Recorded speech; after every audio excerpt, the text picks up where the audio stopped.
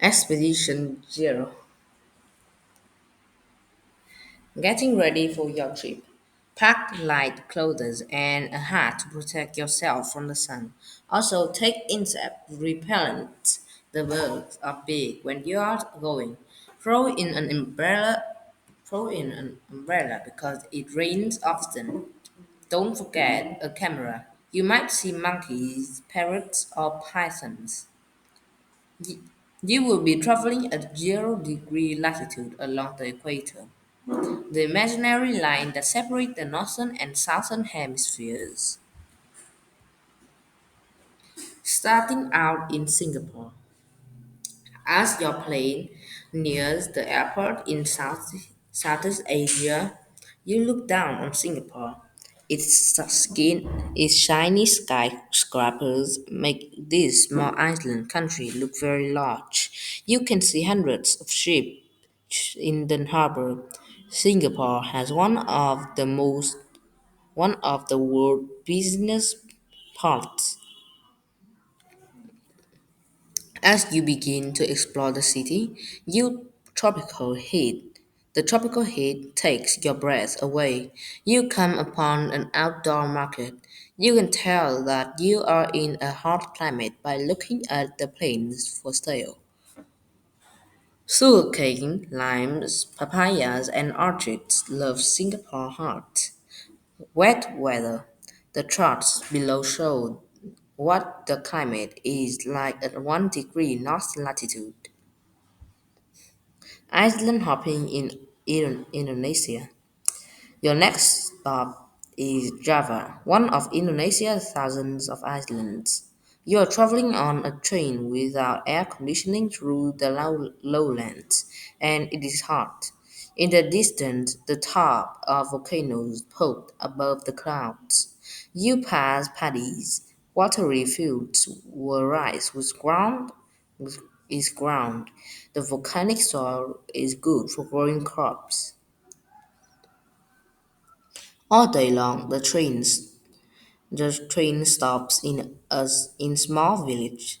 At each stop, you notice the tall spires of mosque, places of worship in the Islamic religion.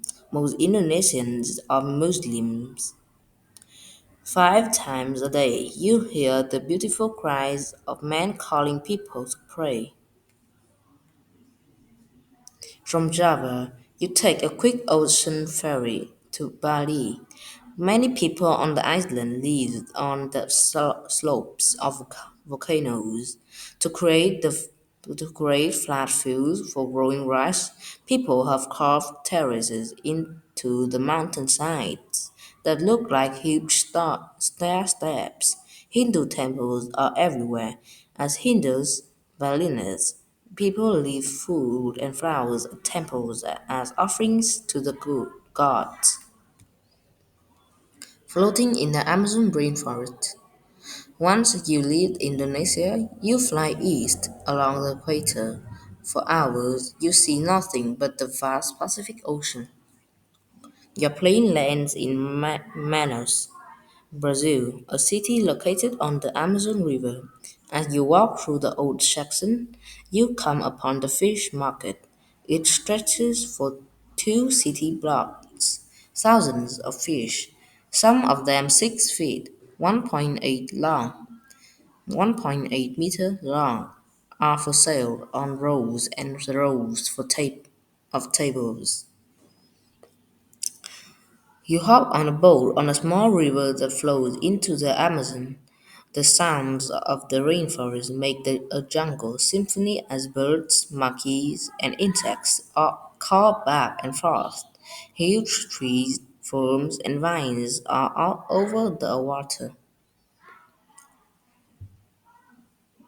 Because the level of the water can rise far as much as 30 feet, people build their homes on stilts.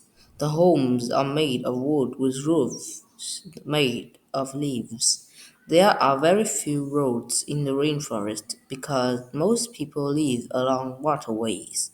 You see almost no farms in this region. The forest is too thick and the soil is too poor. Suddenly, thunder booms, black clouds open up, and a heavy rain falls. After 15 minutes, the rain stops as suddenly as it began, and the steamy heat returns. Seeing life on the Congo River.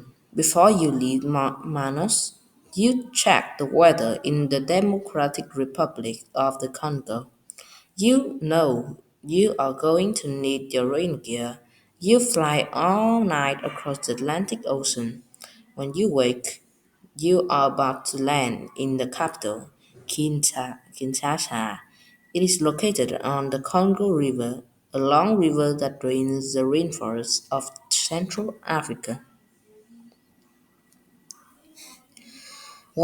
Wandering the city, you hear an interesting kind of music. You follow the sound and come upon a cafe. You are told it is Nabombolo music, Afropop, a popular music invented in the Congo but known throughout the world. You are hungry. You ask the waiter for a typical dish. She brings you fufu, a dish made with plantain or cassava paste rolled into a ball and fried. It is served with either salted fish or barbecue goat meat.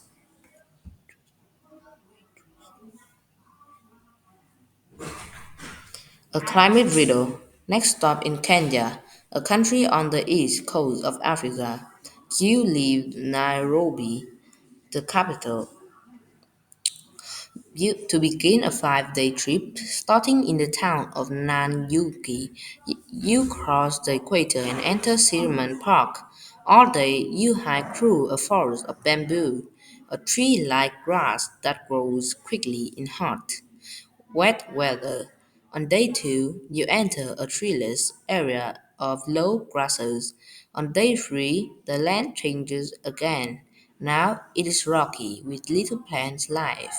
It is hard to catch your breath and you are freezing, even though you are wearing heavy clothes. You think to yourself, how can this be? I'm on the equator, but my feet are in snow.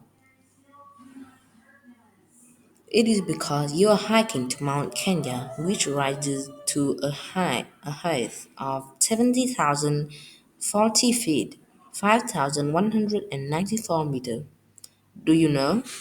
North or south of the equator, days get longer in summer and shorter in winter, but at the equator, each day and each night is very close to 12 hours long, no matter what season of the year it is.